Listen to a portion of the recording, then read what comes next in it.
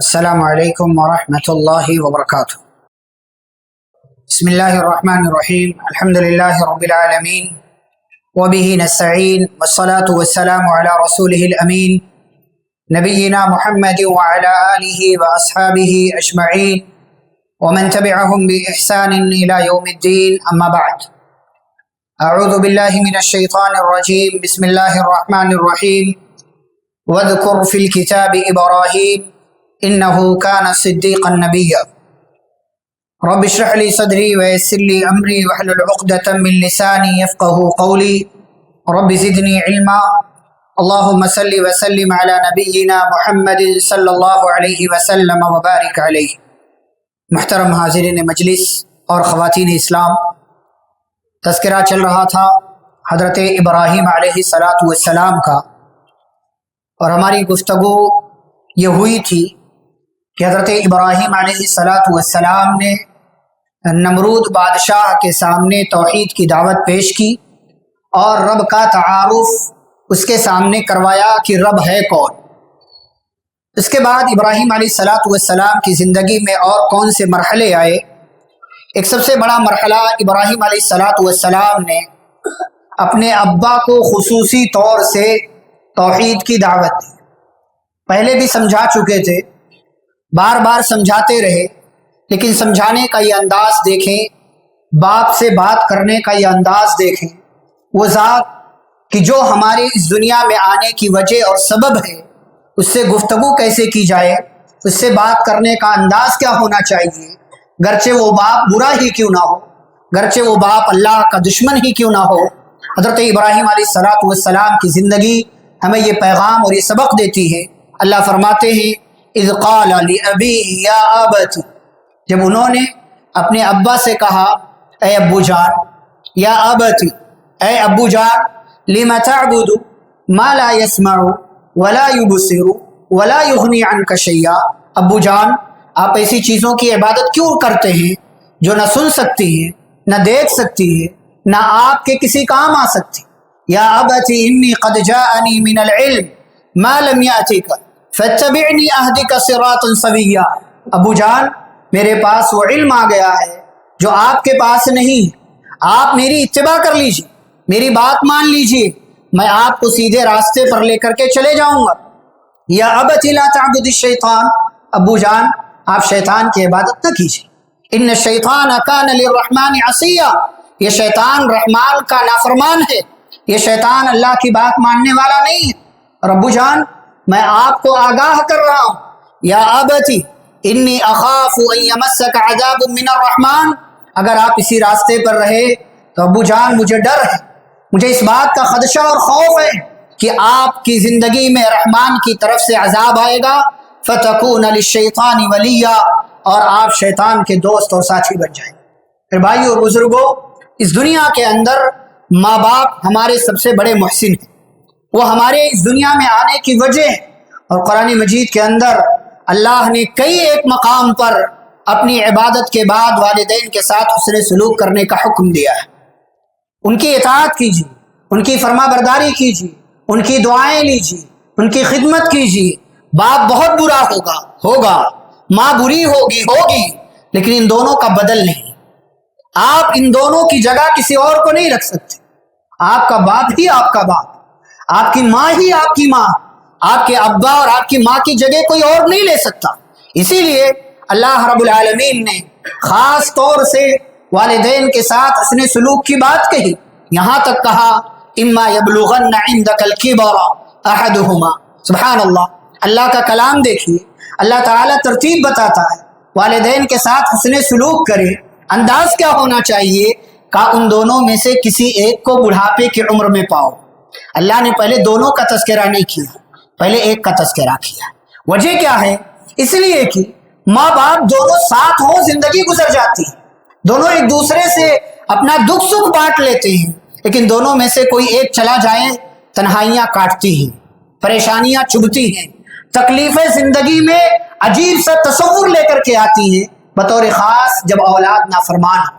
اسی لیے اللہ نے کہا ماں باپ میں سے کسی ایک کو بڑھاپے کی عمر میں پاؤ یا دونوں کو پاؤ، فلا تقل لهما اف، انہیں اف تک نہ کہو۔ یہ محبت، یہ پیار، یہ انداز ہے۔ ماں باپ کے ساتھ کیسے رہنا چاہیے؟ انہیں اف تک نہ کہو، ولا تنہرہما، انہیں ڈانٹو نہیں، انہیں جھڑکو نہیں، ان سے وقل لہما قولا کریما، ان سے نرمی سے بات کرو، محبت سے بات کرو۔ ابو جان، امی جان، حضرت ابراہیم علیہ السلام کا انداز دیکھیے، باپ نافرمان ہے، بتوں کا بنانے والا ہے، بتوں کا بیچنے والا ہے، بتوں کی خرید و فروخت کرنے والا ہے، بتوں کے سامنے جھکنے اور سجدے کرنے والا ہے، نمرود کا ساتھی ہے، کافروں کا ساتھی ہے، لیکن اس کے باوجود محبت کا یہ انداز، دنیا حیران ہے جب جب مخاطب کر رہے ہیں یا ابتی، اے ابو جان۔ اللہ کہتا ہے دونوں میں سے کسی ایک کو بڑھاپے کی عمر میں پاؤ، ڈانٹو نہیں، جھڑکو نہیں، اف تک نہ کہو، محبت سے، عزت سے، پیار سے بات کرو۔ وَاخْفِضْ لَهُمَا جَنَاحَ الذُّلِّ مِنَ الرَّحْمَةِ، اپنے رحمت کے بازو ان کے لیے بچھا دو، اپنے رحمت کے پر ان کے لیے بچھا دو، مہربان ہو جاؤ۔ جیسے ماں باپ تمہارے اوپر بچپن میں مہربان تھے، بچپن کے بعد کی زندگی میں تم پر مہربان رہے، اپنی مہربانیاں لٹاؤ ان کی زندگی میں، ان کے اوپر اپنی مہربانیاں لٹاؤ۔ وَقُلْ رَبِّ ارْحَمْهُمَا كَمَا رَبَّيَانِي صَغِيرًا، اور کہو، دعائیں مانگو، اے میرے رب ان دونوں پر ایسے ہی رحم فرما جیسے بچپن میں ان دونوں نے مجھے پالا تھا۔ واللہ ماں باپ زندہ ہیں، ان کی اطاعت کیجیے، ان کی خدمت کیجیے، ان کی بات مانیے اور ان کی خدمت کر کے جنت حاصل کیجیے۔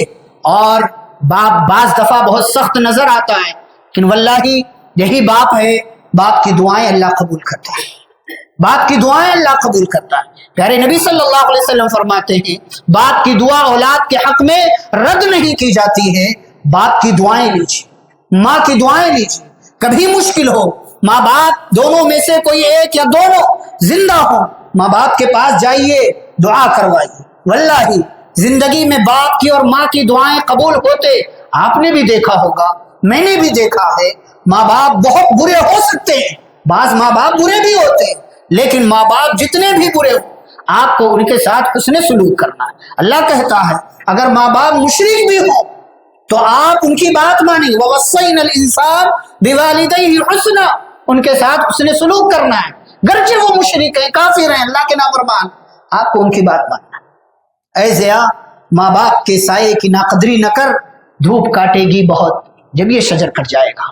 آپ سوچیں آپ کے اماں ابا دنیا میں ہیں یا نہیں ہیں، ان کی وفات ہو گئی ہے۔ میں بہت دفعہ لوگوں سے سوال کرتا ہوں آخری بار آپ نے اپنے ماں باپ کے لیے دعائیں کب کیا تھا؟ کب کیا تھا دعائیں؟ ہاتھوں کو اٹھا کر کے۔ اسٹیٹس لگانا کمال نہیں، فادر ڈے مدر ڈے منانا کمال نہیں، محبت کے اظہار کے لیے پوسٹر لگانا کمال نہیں، دعائیں کرنا کمال ہے۔ ان کے لیے دعائیں کیجیے، وہ زندہ ہے تب بھی، ان کی وفات ہو گئی تب بھی ان کے لیے دعائیں کیجیے، ان کی خدمت کیجیے۔ ابراہیم علیہ السلام نے سمجھایا، سمجھانے کا انوکھا ایک انداز اختیار کیا۔ باپ کی طرف سے جواب کیا آتا ہے؟ جواب دیتا ہے باپ، اراغب انت عن آلہتی یا ابراہیم، ابراہیم تم مجھے میرے معبودوں سے دور کرنے کی سوچ رہے ہو، دور کرنا چاہتے ہو؟ لئن لم تنتہی، باز آ جاؤ، باز آ جاؤ، لئن لم تنتہی، اگر باز نہیں آئے، لأرجمنک، میں تمہیں پتھر سے مار مار کر ہلاک کر مار دوں گا، ختم کر دوں گا، موت کے گھاٹ اتار دوں۔ وہجرنی ملیہ، جاؤ نکلو یہاں سے، چھوڑو مجھے میرے راستے پر چھوڑ دو۔ ابراہیم علیہ السلام کو باپ کی طرف سے یہ جواب ملتا ہے، وہ جواب جو ابراہیم علیہ السلام کو تکلیف دینے والا ہے، جو ابراہیم علیہ السلام کو پریشان کرنے والا ہے، لیکن باپ تو باپ ہے، باپ تو باپ ہے، باپ کو الٹا پلٹ کر جواب نہیں دینا، باپ کو اسی کے انداز میں ڈانٹنے والا انداز اختیار نہیں کرنا ہے۔ باپ کو باپ کی طرف سے ڈانٹ ملی ابراہیم علیہ السلام کو، لیکن اس کے باوجود پلٹ کر جواب نہیں دیا، محبت بھرا ایک اور جملہ ارشاد فرمایا، سلام علیک، ابو جان آپ مجھے بھگا رہے ہیں، آپ مجھے ڈانٹ رہے ہیں، آپ مجھے پتھر سے مارنے کی دھمکیاں دے رہے ہیں، کوئی مسئلہ نہیں ہے، آپ میرے باپ ہیں، آپ پر سلامتی ہو، اللہ کی طرف سے سلامتی کا نزول ہو۔ سأستغفر لک ربی، چلا جاؤں گا لیکن آپ کے لیے اپنے رب سے استغفار کرنا نہیں چھوڑوں گا، آپ کے لیے اپنے رب سے مغفرت کرنا نہیں چھوڑوں گا، انہ کان بی حفیہ، میرا رب مجھ پر مہربان ہے۔ ابراہیم علیہ السلام نے باپ کا ساتھ چھوڑ دیا، باپ سے الگ ہو گئے، اس لیے کہ باپ نے الٹا جواب دیا، اس لیے کہ باپ نے نکل جانے کی دھمکی دی، باپ نے دعوت سے باز آ جانے کی دھمکی دی۔ ابراہیم علیہ السلام نے اپنے ابا کو چھوڑ دیا، سلامتی کی دعائیں کی، استغفار کی دعائیں کی، اور مفسرین لکھتے ہیں کہ اگلے کئی سالوں تک ابراہیم علیہ السلام اپنے باپ کے لیے دعائیں کرتے رہے، اپنے والدین کے لیے دعائیں کرتے رہے، حالانکہ وہ نافرمان ہیں اللہ کے بھی، اور ابراہیم علیہ السلام کو رسول کی حیثیت سے قبول نہیں کیا، اس کے باوجود ان کے لیے دعائیں کرتے رہے۔ لیکن اللہ کہتے ہیں فَلَمَّا تَبَيَّنَ لَهُ أَنَّهُ عَدُوٌّ لِلَّهِ، جب ابراہیم علیہ السلام پر یہ حقیقت واضح ہو گئی کہ اب میرا باپ مسلمان نہیں ہوگا، ایمان نہیں لائے گا، اللہ کی طرف سے یہ بات معلوم ہو گئی، تو ابراہیم علیہ السلام نے اپنے ابا کے لیے استغفار کرنا چھوڑ دیا۔ یہاں ایک جو ہے بات، ایک مسئلہ وہ یہ کہ آپ اپنی کسی بھی رشتہ دار کے لیے اگر وہ شرک پر مرا ہے، وہ کفر پر مرا ہے، تو ایسی صورت میں آپ اس کے لیے استغفار نہیں کر سکتے۔ اسی لیے اللہ تعالیٰ نے سورۃ الممتحنہ میں جہاں ذکر کیا کہ ابراہیم علیہ السلام کی زندگی میں تمہارے لیے بہترین نمونہ ہے، وہی ایک چیز کو ایکسیپشن کے طور پر اللہ نے ذکر کیا، کہا الا قول ابراہیم لأبیہ لاستغفرن لک، ابراہیم علیہ السلام کی پوری زندگی تمہارے لیے بہترین نمونہ ہے، سوائے ایک بات کے۔ وہ بات کیا ہے کہ انہوں نے کہا تھا کہ وہ اپنے ماں باپ کے لیے استغفار کرتے رہے۔ اب کسی کے لیے بھی اجازت نہیں ہے کہ اگر اس کے ابا، اس کی ماں اگر وہ شرک پر کفر پر مر جاتے ہیں، تو گرچہ وہ ماں ہے، باپ ہے، اور آپ کو واضح طور سے پتا بھی ہے کہ وہ شرک کرتے ہوئے مرے ہیں، آپ ان کے لیے استغفار نہیں کر سکتے۔ اللہ نے کہا ما كان للنبي والذين آمنوا ان يستغفروا للمشركين ولو كانوا اولي قربى، کسی نبی کے لیے، ایمان والے کے لیے جائز نہیں ہے کہ وہ کسی مشرک کے لیے استغفار کرے، چاہے وہ ان کا اپنا رشتہ دار ہی کیوں نہ ہو، من بعد ما تبین لهم انهم اصحاب الجحیم، حالانکہ یہ بات واضح ہو گئی ہے کہ شرک پر مرنے والا جہنمی ہے، اور ایسے بندے کے لیے مغفرت کی دعا نہیں کی جا سکتی۔ تو میرے بھائیو، ابراہیم علیہ السلام کی زندگی کا ایک بہت جذباتی پہلو ہے، جہاں مخالفت کے باوجود ابراہیم علیہ السلام نے محبت کا راستہ اختیار کیا، جہاں سامنے سے دھمکی ملنے کے باوجود ابراہیم علیہ السلام استغفار کرتے رہے، اور جب تک اللہ کی طرف سے منع نہیں کر دیا گیا، حضرت ابراہیم علیہ السلام مسلسل اپنے ماں باپ کے لیے دعائیں کرتے رہے، جیسا کہ دعاؤں کی بات جب آئے گی تو وہاں ہم وہ دعا خاص طور سے انشاءاللہ ذکر کریں گے۔ اور آگے بڑھتے ہیں۔ ابراہیم علیہ السلام نے اب ہجرت کا راستہ اختیار کیا، اور ہجرت کے اس سفر میں ابراہیم علیہ السلام ہیں، ان کی بیوی سارہ ہے، اور ابراہیم علیہ السلام کے بھتیجے حضرت لوط علیہ السلام۔ اللہ نے کہا سورۃ الانبیاء میں وَنَجَّيْنَاهُ وَلُوطًا إِلَى الْأَرْضِ الَّتِي بَارَكْنَا فِيهَا لِلْعَالَمِينَ، کہ ہم نے ابراہیم کو اور لوط کو دونوں کو نجات دیا، اور اس سرزمین میں، اس علاقے میں پہنچا دیا جس میں ہم نے دنیا والوں کے لیے برکت رکھی۔ کون سی جگہ یہ؟ کون سی؟ شام، یعنی بیت المقدس کا علاقہ۔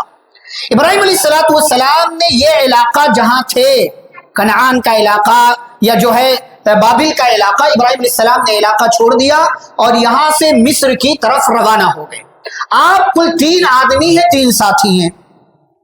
بعض مفسرین نے اور شارحین نے ذکر کیا ہے کہ ابراہیم علیہ السلام کے اس ہجرت کی یا اس سفر کی ایک وجہ یہ بھی تھی کہ جہاں ابراہیم علیہ السلام رہ رہے تھے وہاں اس زمانے میں قحط سالی آئی ہوئی تھی، بارش نہیں ہو رہی تھی، سوکھا پڑ گیا تھا، اور مزید یہ کہ ابراہیم علیہ السلام کے دشمن بھی تیار ہو گئے تھے۔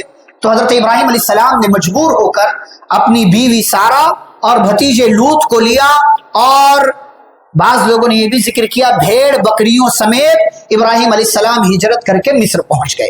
اب یہاں ایک اور حدیث حضرت ابراہیم علیہ السلام کے حوالے سے کہ ہجرت کے راستے میں ایک اہم واقعہ پیش آیا جو ہم سبھی جانتے ہیں، جیسا کہ پیارے نبی صلی اللہ علیہ وسلم بیان فرماتے ہیں، ابو ہریرہ رضی اللہ تعالیٰ عنہ راوی حدیث ہے کہ ہاجر ابراہیم علیہ السلام بسارہ، ابراہیم علیہ السلام سارہ کے ساتھ ہجرت کے راستے پر نکلے۔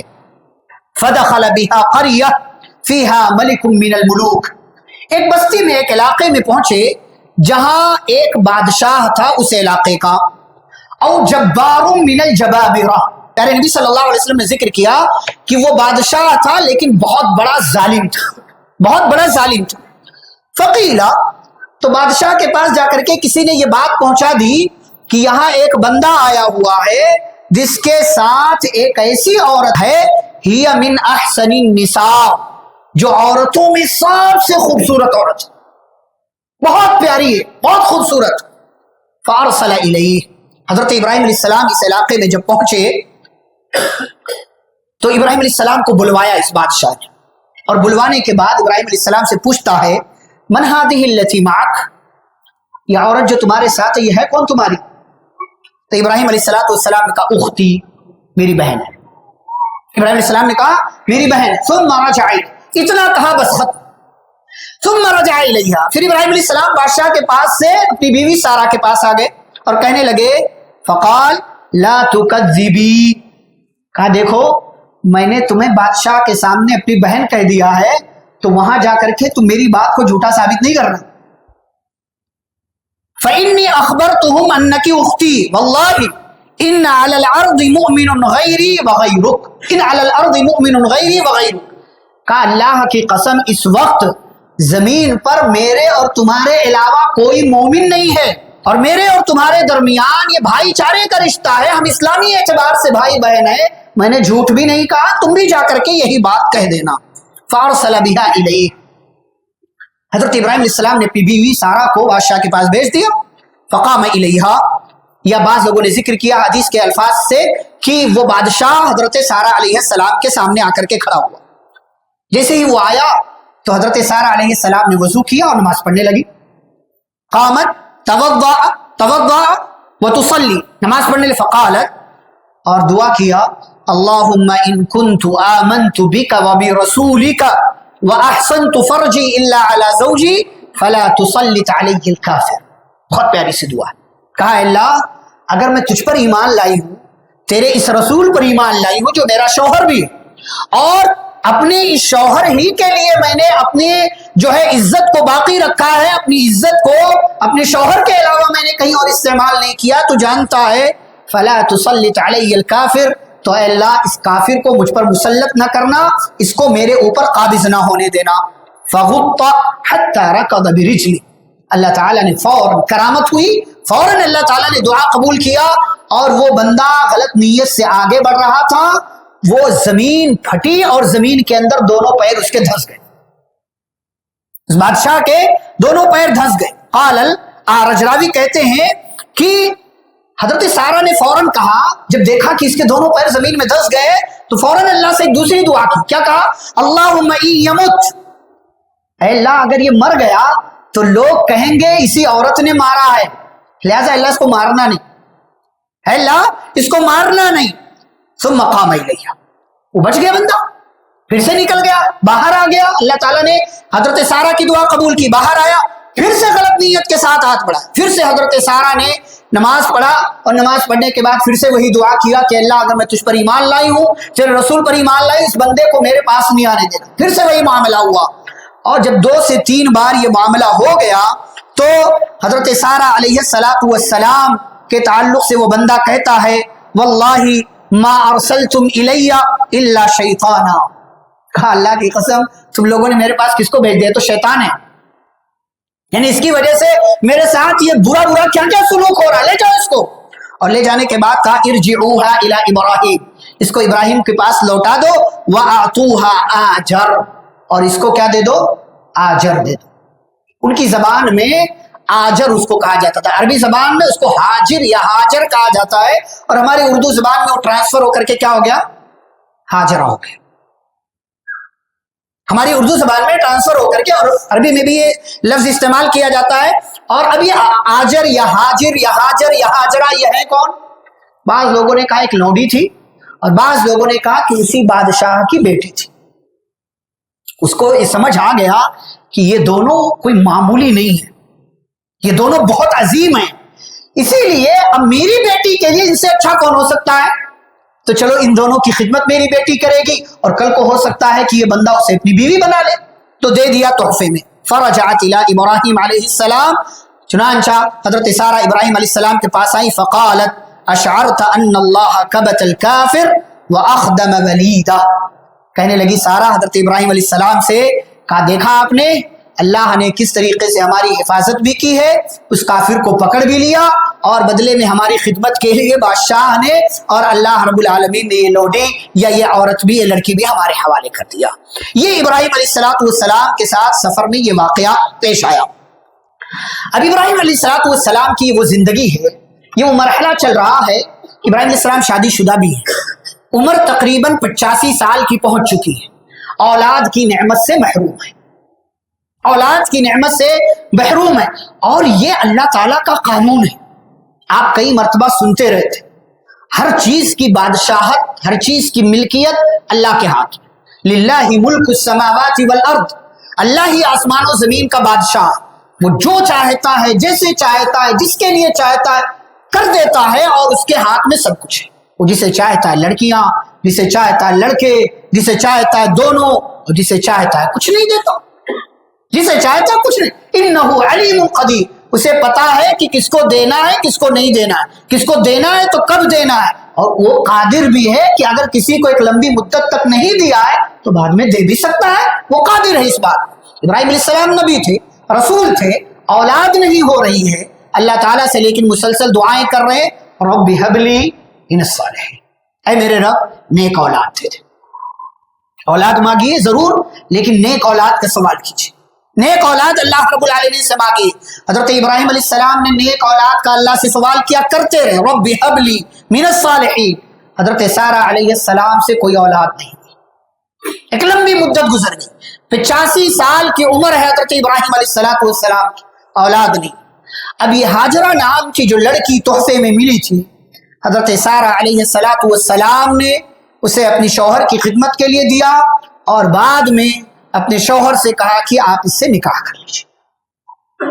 इब्राहिम अलैहिस्सलाम ने निकाह कर लिया। आप दूसरों के लिए कुर्बानी देते हैं, आपकी कुर्बानी का बदला अल्लाह ताला आपको अता करता। शौहर के लिए एक औरत ने कुर्बानी दी, हमारे यहाँ औलाद नहीं हो रही है, हो सकता है इस लड़की के जरिए अल्लाह ताला मेरे शौहर को औलाद दे दे। अल्लाह रब्बुल आलमीन ने औलाद दिया, फबश्शरनाहु बिगुलामिन हलीम। इब्राहिम अलैहिस्सलाम का निकाह हुआ हजरत हाजरा से, और फिर अल्लाह ने हजरत हाजरा अलैहिस्सलाम के जरिए हजरत इस्माइल अलैहिस्सलाम की पैदाइश की। फबश्शरनाहु बिगुलामिन हलीम, अल्लाह कहते हमने उसको एक प्यारे से, एक बुर्दबार, एक बर्दाश्त करने वाले बच्चे की खुशखबरी सुनाई। ये है हजरत इस्माइल अलैहिस्सलाम जो हजरत इब्राहिम अलैहिस्सलाम के यहाँ पैदा हुई। लंबी दुआएं मांगी, एक लंबी मुद्दत तक औलाद नहीं हुई, अल्लाह की जानिब से बशारत आई। अच्छा, बशारत वो बात की भी बात है, वहां इसहाक अलैहिस्सलाम का तज़किरा आएगा, वहां भी हम बयान करेंगे।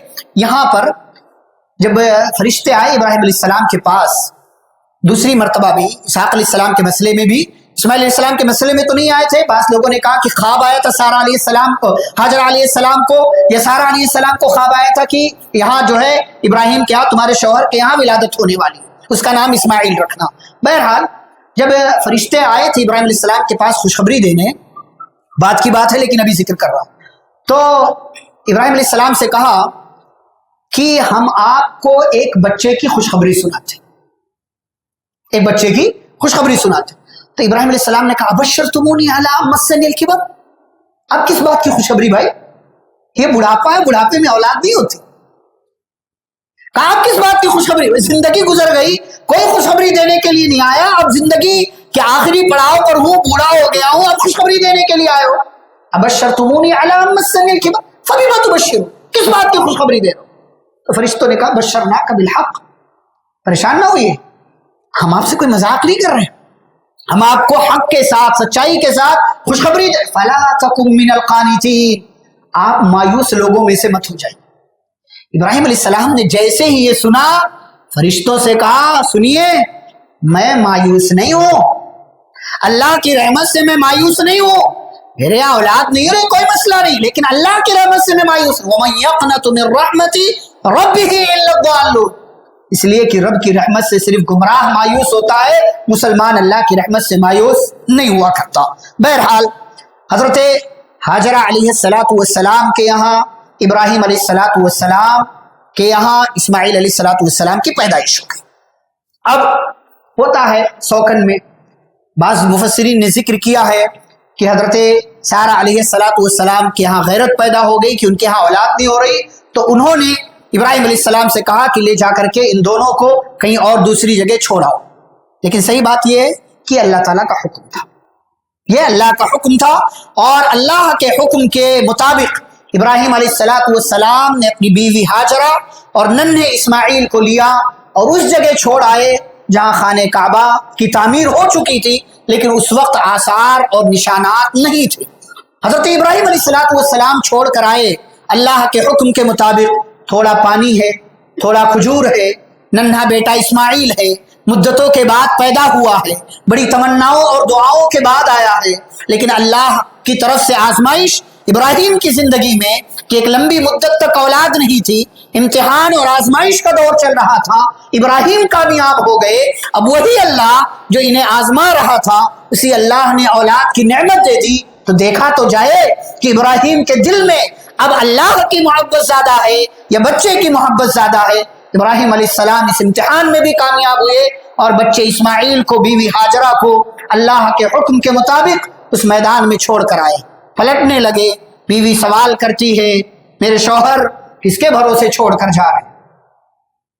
آپ، ہماری ذمہ داری آپ کی ہے، آپ ہمارے ذمہ دار ہیں، میں آپ کی بیوی یا آپ کا بچہ، آپ کو چاہیے کہ ہماری ذمہ داری نبھائیے۔ کہاں بے آب و گیاہ میدان میں جہاں نہ درخت ہے، نہ انسان ہے، نہ پیڑ پودے ہیں، نہ چرند ہے، نہ پرند ہے، ایک پرندہ بھی پریان نہیں مارتا، کہاں چھوڑے جا رہے ہیں؟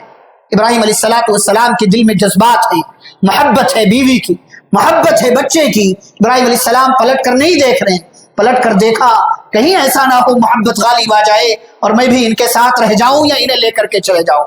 پلٹ کر دیکھنا گوارا نہیں کیا، بیوی نے دوبارہ پوچھا، تیبارہ پوچھا، اور جب ابراہیم کی طرف سے جواب نہیں آیا، دیکھا نہیں، کہا اللہ امرک بہذا، شوہر، میرے شوہر نامدار، بتائیے کیا اللہ کا حکم ہے؟ ابراہیم کہنے لگے نعم، اتنا ایک لفظ کا جواب دیا، ہاں یہ اللہ کا حکم ہے۔ کہا ٹھیک ہے، اذن لا یضیعنا، جائیے، ٹینشن نہ لیجئے، اللہ ہمیں ضائع اور برباد نہیں کرے گا۔ یہ ایمان ہونا چاہیے، یہ ایمان ہونا چاہیے، یہ یقین ہونا چاہیے اللہ کی ذات پر۔ ذرا سی مشکل آئے دھاگے باندھنا شروع کر دیتے ہیں، تعویذ پہننا شروع کر دیتے ہیں، ان کے چکر لگانا شروع کر دیتے ہیں۔ بھائی یقین رکھو اللہ تعالیٰ پر، اللہ پر یقین رکھو۔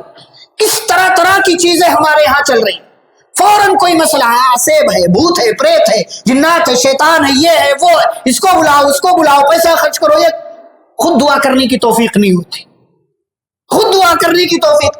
یقین دکھاؤ، ایمان دکھاؤ اللہ رب العالمین کے حوالے سے۔ اور امام ابن قیم رحمہ اللہ کہتے ہیں دعا بھی اس وقت قبول ہوتی ہے جب آپ یقین کے ساتھ دعا کرتے ہیں، اور جس کے لیے دعا کی جائے وہ بھی یقین رکھے۔ مثال کے طور پر آپ مجھ سے دعا کروانے کے لیے آئے، میں دعا تو کر دوں لیکن آپ کو یقین ہی نہ ہو، کوئی فائدہ نہیں۔ دونوں طرف یقین ہونا چاہیے، دونوں طرف۔ اور اسی لیے آپ دیکھیں کہ غیر مسلم بھی اگر آپ سے دعا کروانے کے لیے آتا ہے، وہ آتا کس لیے ہے؟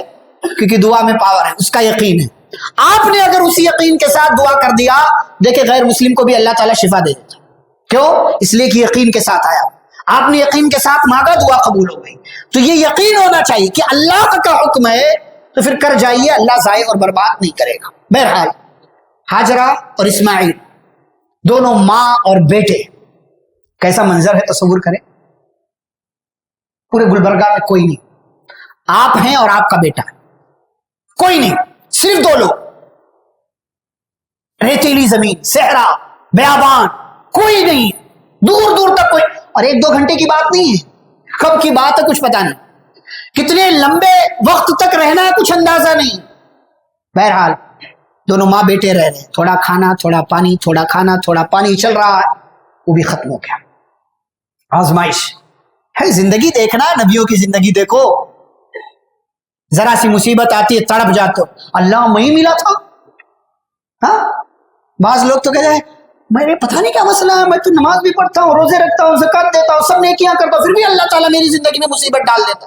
او بھائی کس نے کہا نماز پڑھو گے، روزہ رکھو گے، زکات دو گے تو مصیبت نہیں آئے گی زندگی میں؟ انبیاء سارے کام کرتے تھے. یہ سبق ہے ہمارے لیے.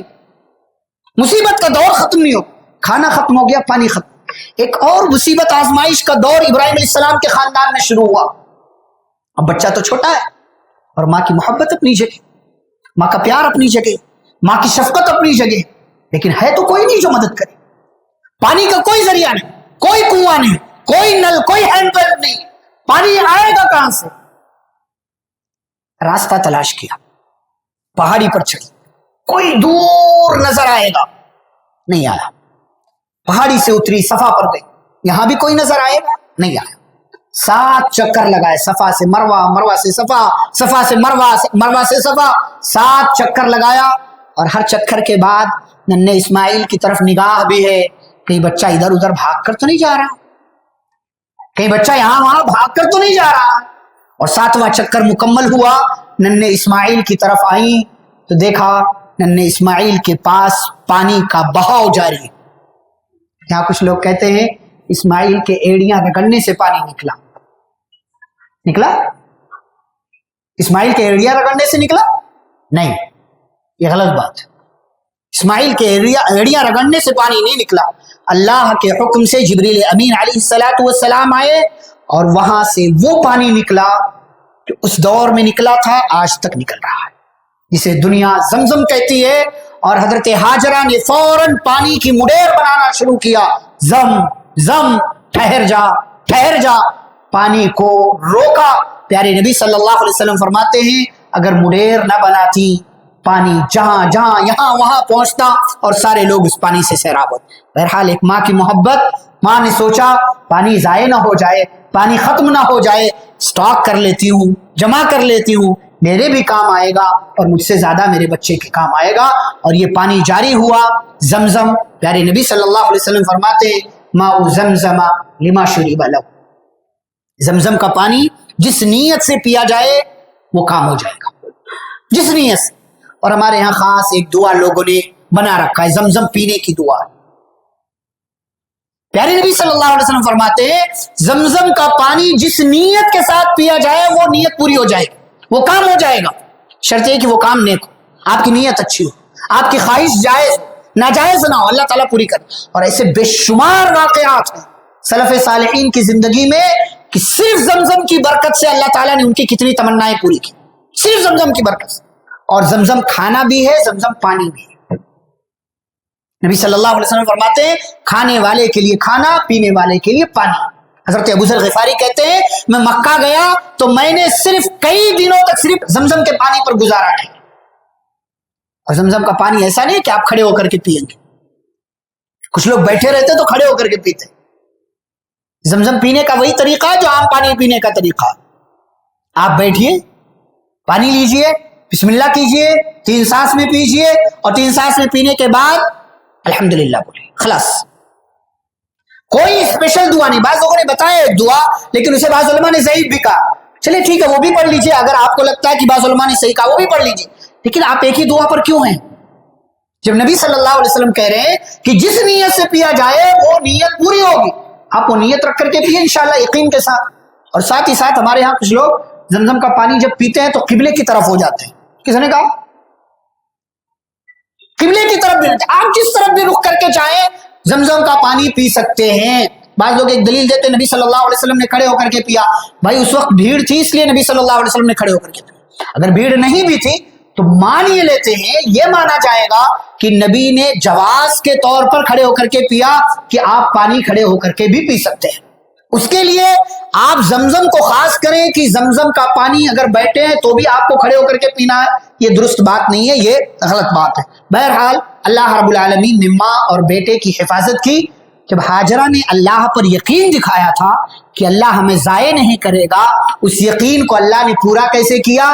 اللہ نے معجزے کے طور پر پانی کا چشمہ جاری کر دیا. سبحان اللہ, یہ اللہ کی کاریگری ہے, یہ اللہ رب العالمین کی قدرت ہے, یہ اس کا پاور ہے. اور ماں کی یہ محبت, ماں کی یہ قربانی اللہ کو اتنی پسند آئی کہ اللہ نے حج اور عمرہ دونوں کا رکن قرار دیا کہ اگر آپ صفا مروہ کے درمیان دوڑے نہیں, صفا اور مروہ کا چکر نہ لگائیں, نہ آپ کا حج قبول نہ آپ کا عمرہ قبول. یہ ایک ماں کی قربانی کا بدلہ اللہ رب العالمین نے اس ماں کو اور اس کے بیٹے کو عطا کیا۔ اب اس کے بعد ابراہیم علیہ السلام کی زندگی میں اور کون سے مرحلے آتے ہیں؟ بطور خاص اسماعیل علیہ السلام کی قربانی، اسحاق علیہ السلام کی پیدائش، خانہ کعبہ کی تعمیر، اور ابراہیم علیہ السلام کا اللہ پر کتنا مضبوط یقین تھا۔ اور ایک اہم پہلو ابراہیم علیہ السلام کی زندگی کا، ابراہیم علیہ السلام کی دعائیں، یہ جو چند باتیں رہ جاتی ہیں، اور اس کے ساتھ ساتھ حضرت لوط علیہ السلام کا تذکرہ۔ انشاءاللہ یہ ساری باتیں کل کی مجلس میں ہم آپ کے سامنے بیان کریں گے۔